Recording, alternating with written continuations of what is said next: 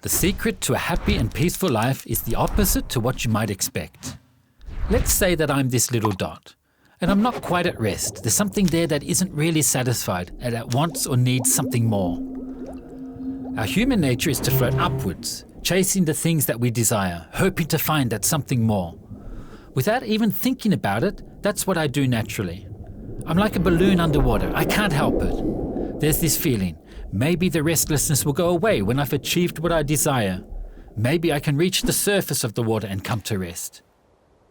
These desires can be anything that's all about me, the things that I want, and the things that give me honor and recognition from the people around me. It's really about me being the most important, which is the cause for hurt feelings, anger, disappointment, or discouragement when things don't go my way or others don't agree with me. In all this striving for being right and having a good appearance, it's easy to compare myself with others and to start competing with them. I begin to envy the others or look down on them, even my own friends. My own honor and well-being become more important to me than anything else. I keep believing that the restlessness will go away when I finally get what I deserve or want, even though it never does, no matter what I achieve. Will it really satisfy my spirit when I finally get my honor or recognition from people? Not at all. If I can't manage to get what I desire, I become unhappy and restless. And if I do get what I desire, I don't get the expected satisfaction either. There isn't a peaceful water surface up there.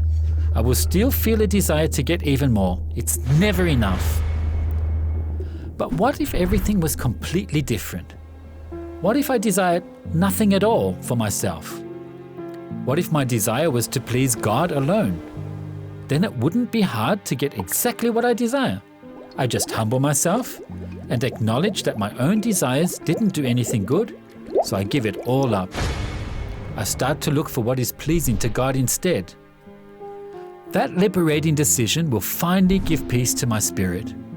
It's the spirit that God gave to me, which He longs to have communion with, and which itself longs to go back to Him. I now start to serve instead of living for myself, and I start to do the good because of my love for God and other people, and not because I want to be seen as a good person.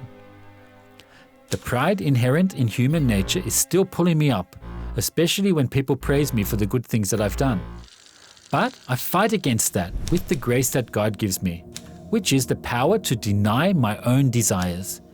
And each time that I feel any kind of restlessness, I know the way back to peace. And as the honor from people around me becomes less and less important to me, the peace in my spirit becomes deeper and deeper, and I come closer and closer to God. This secret is actually an insight into God's view of things.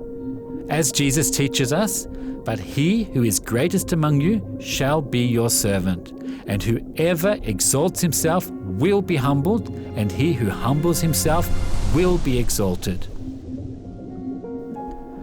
We recommend reading the Bible verses in the video description. It's extremely interesting. Thanks for watching.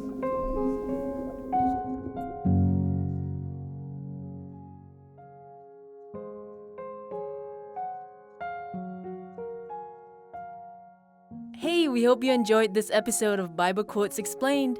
Check out our channel for more Christian content. We've got music, sermons, our podcasts, so make sure to hit that subscribe button. Let us know how we're doing by leaving us a comment.